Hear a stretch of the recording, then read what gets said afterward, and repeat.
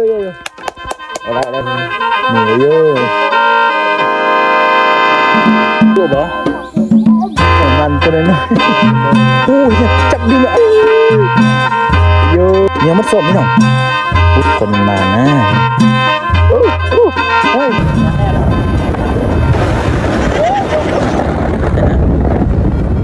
ไปเลยพี่น้องเล่นไปอะไรได้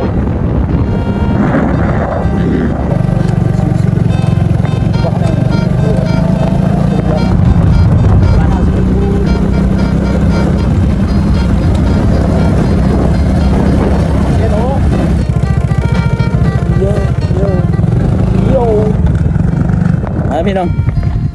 มาตกป่านะอยู่ห้วยนะอยู่ห้วยหองเสียนไห้นะอันนี้มานำวางโคโซ่มี3 คนนะว่า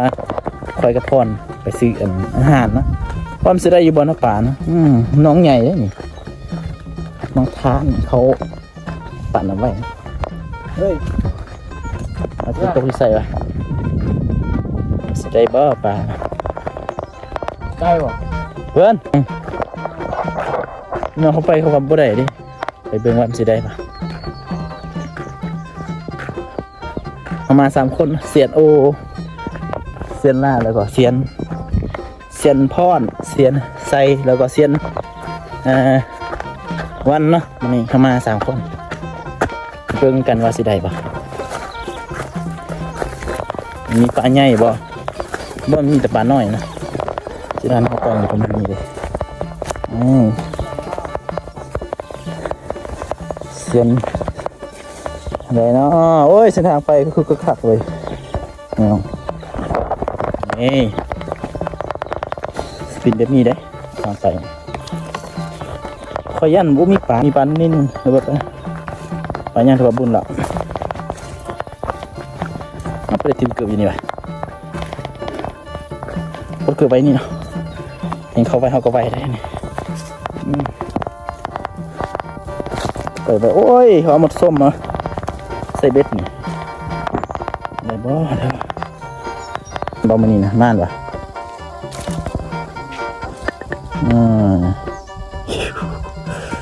กระเซียนยังเสียงวัน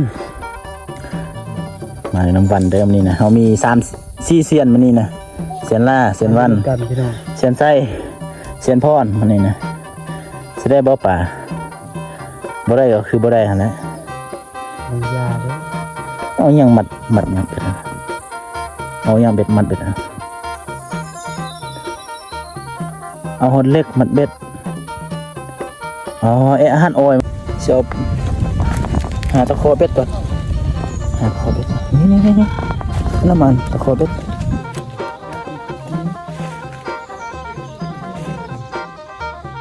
วัด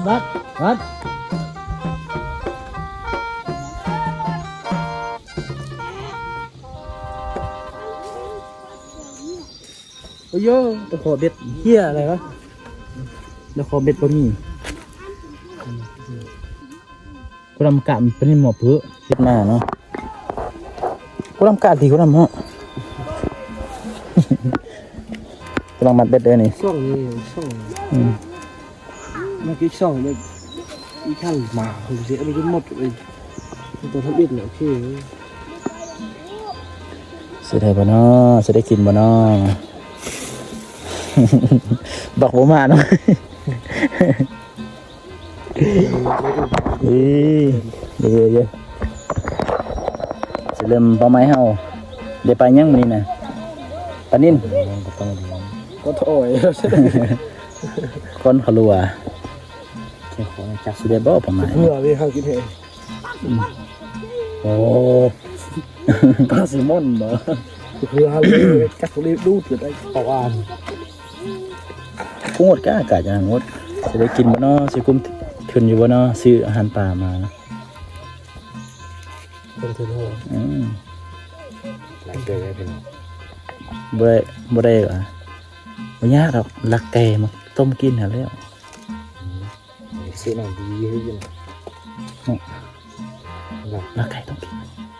คุณเด็ดนะ นี่มันเป็นเนาะมันยังใส่วิธีมันเบ็ดมันมีหลายวิธีนี่ก็เป็นวิธีที่นึง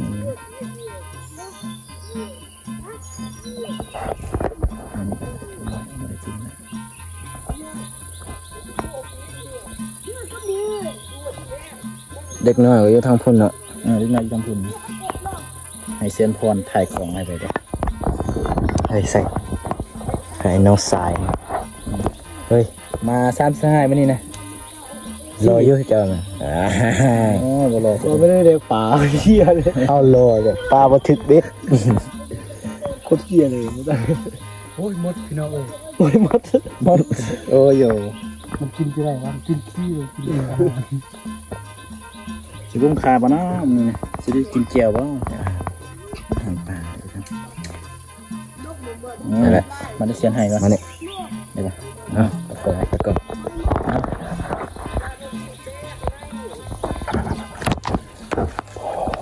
พังหมดแล้วเอามาพี่น้องครับ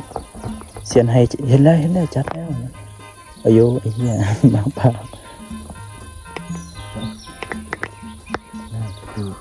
คนกับปลาพี่น้อง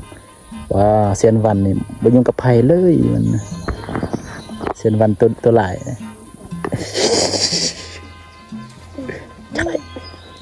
ใช่กินบอมมันนี่แล้วล่าดูมึงใส่ถ่ายใส่โอ้ปลาบักยังไงพี่น้องว้าวโยเสียนหลังโยเสียนใส่ได้แล้วนี่ปลาอีกองกินพอไปหุ่นเสียนวันอยู่หุ่นโยเก็บแต้มมันนี่เก็บแต้มนี่ปลาสำนีปลานินสำนียังถือพี่น้องโยเอาเรื่องเดี๋ยวเราขอเบิดมาใส่นะกลับไปสำนีปลาจุดจำโอ้ยเนี่ยโค้นี่โค้โอ้นี่ไปเฮ้ยมึงนี่ก็หูอันนี้มันไทยเฮ้ยนูกันไหนมั้งเนาะเจ็บแบบนี้แล้วเด็กสร้างเนาะเงื่อนเลยเลยมาเนี่ยเลยจะได้ป่ะนี่มันจะไปลองถึงด้วยกันเด้อมันจะได้ป่ะอ๋อกะเปียกแล้วมันกะมันรู5 เส้นโยเดี๋ยวโยโอ้เคินเห็นยังไม่ถูกเลยเดี๋ยวมันมาแล้วมันนี่บักมานนี่นะเฮาชนเฮาเป็นบักประมาณโอ้ยไปตดโยคนมาตึกเบ็ดปานยังโหโย้ยใครว่าเนาะเนาะได้ตัวใหญ่เลยเนาะโอ้ยเมื่อยปีนกินไปนึงนะปีนกินโยมันมาเลยพี่น้องตัวใหญ่แล้วหลวงแอนปีเลยเยอะได้แล้ว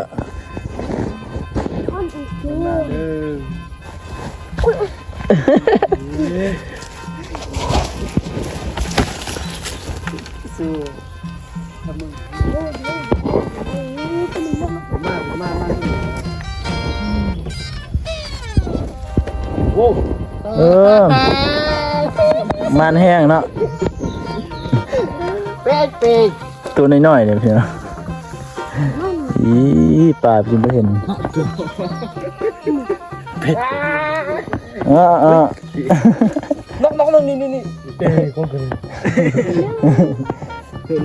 ปลาน้อยๆไปบ่ได้เว้ยอยากกินข้าวเลยอยากกินข้าวได้สู้ดึงมือจะได้กินมาเนาะปิ้งปลามันนี่นะปลากับปลาน้อยพี่น้องนี่ซ้ำนี่ โอ้นี่วอลบัคัดคำมาแล้วอีกตัวหนึ่งนี่โอ้กล่องพอไปเห็นซ้ำสิจะได้กินนี่ซอยจุบ่เห็ดก้อยกินนี่ก็แซ่บนี่หน่อยโอ้เศร้ามาเศร้าซะ ล่าโซ่ สันนี้เขาบ่เจริญเด้อสู้ กะมือจะดูจ้ะ ปลาหน่อยน้อยเทน้อยว่าปล่อยมันปล่อยมันคนตกของเราลองค่อยสิปล่อยมันนี่มันน้อยพอเนี่ย กะก็น้อย น็อกให้เด็กน้อยเอาเด็กน้อยเอาตัวน้อยนะเนาะพังหมดแล้วคือมันได้มันตัวน้อย อยากจะโม่เลย เหนื่อยอยู่ใส่ประมาณกิโลนึงเลยนี่ ได้ปะ บ่ได้ประมาณ ประมาณเลย จะได้ เฮ้ยมึงใครวะโอ้ยตัวใหญ่ๆหมดนะใส่ใหญ่ใส่โลนึงตากองเกือบบ่เห็นเลย มาแล้วฮะ โอ้เสียนพอได้แล้วมีแต่ปลาใหญ่ๆเลยพี่น้องปลาบักนิดหน่อยที่นี่เข้ามาแล้วนี่ไปโซกล้องเด้อยูมีตัวใหญ่ๆเลยใส่เนาะนี่ขอตะคุใส่โลนึงเลยโอ้อันนี้ติมั้งหลบอันนี้ติมึงเป็นไผวะอะไรจริงๆมึงเลยน่าเลยเนาะดีจังเลยมันโอ้จังเลย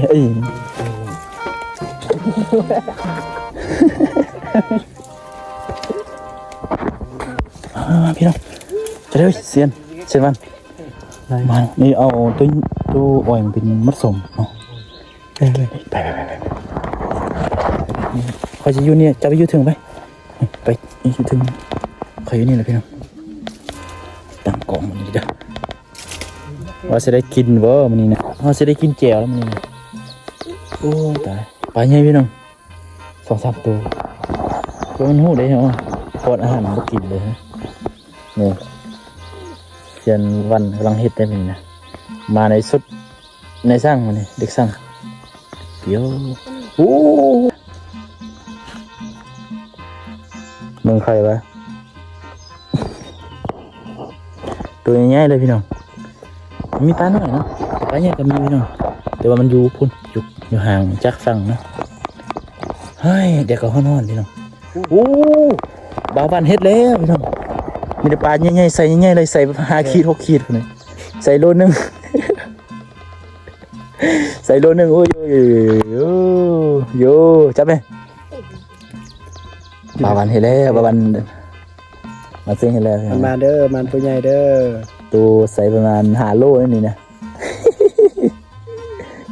ใส่อยู่ตรงนั้นก็ได้นะนี่คู่อันก็ได้มาเด้อมีตัวใหญ่ๆมีตัวใส่5 โล 6 โลนะไปใหญ่พี่น้องคนมันมันนะนี่ก็มันเนาะมันปลาน้อยคันภาษาเป็นสิได้ภาษาน้อยๆนะลุ้นต่อไปพี่น้องปลาก็สิประมาณนี้แหละโอ้ยเนี่ยจับดีมั้ยเอามือจับแม่มันตกมันเนี่ยโยมาเลยโย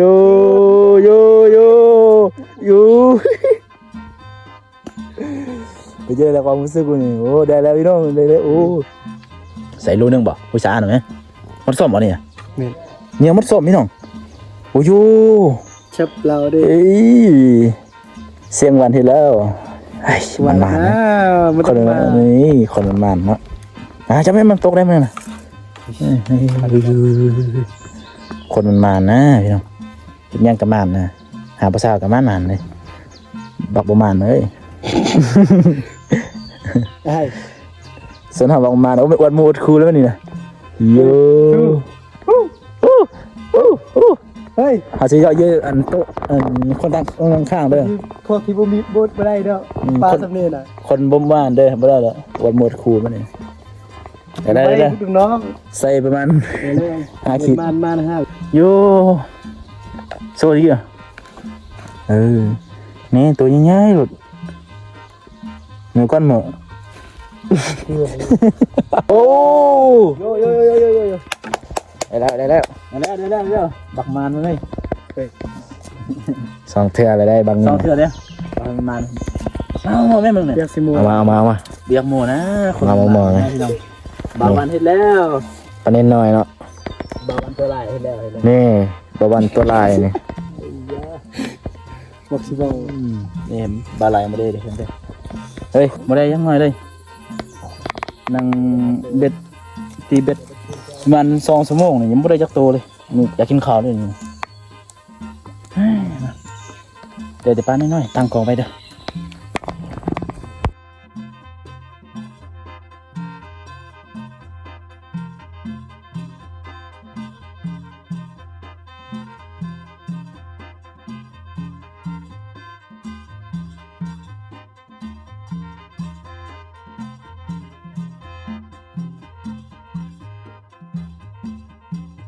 ใส่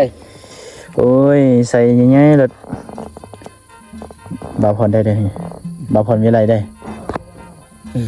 สิเก้าพอนั่นเด้อเอาไหมอ๋อตัวยังไงแล้วนี่พี่น้องโยเบ็ดประมาณ3-4 ชั่วโมงฮะก็ได้ตัวนี้ตัวเดียวเลยนะโอ้ยเอาไหมมาพี่น้องเกือบหลุดนี่จะไม่จะคงเสียเกือบหลุดนี่โอ้ใส่เกือบนี่เบ็ด เกือบตัวเงียบตีเนียดเอ้ยถ่ายไป3-4 ชั่วโมงกล้านี่ยามครับตีขอนตะโมง กล้านี่ยาม โอเคพี่น้องได้แล้วมันมารถ หน้านี่คือบ าพรได้แล้ว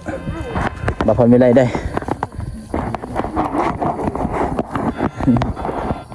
มารถนี่คือเบ็ดประมาณ3-4 ชั่วโมงได้ตัวเดียวเฉพาะกินนี่ว่าปีกมันเด้อปีกกินกับเข่านะกลางนะกลางโอ้มือลาเต้นเงี้ยวลาบอตัวใช่ไหมวะโย หมดเลยพี่น้องเอ้ย ยาวตะ เนี่ยมันยัง เมื่อย ยังชีวิตเลยอธิบายคนนี้คนนี้เมื่อยกับอะไรยังไรเขานั่งเฮ้ยเมื่อยพี่น้องปลาบริจักตัวนี่เดี๋ยวปลา2-3 ตัวนะมีปลาน้อยเฮ้ยอยากกินข้าวแห้งเลยเฮ้ยปลาเหรอนี่ปลาน้อยสมิแต่ละคนเมื่อยเบิ้งอะไรจะตัวนี้นะ เรายอมมัน อะไรจะตัวนี้นะปีนกินไปไง1 2 3 3 ตัว4 5ตัวใหญ่ไอ้พอปีนกินไงแซ่บ เอาดิ ความทุกข์ความยากเนี่ยแต่ละคน ปิดเกี่ยวกับใครบ้างเจ้ ไม่ไปเย่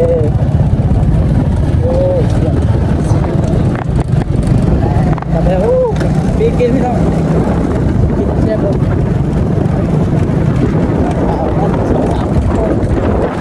ปลาหน่อยโอ้กินแล้ว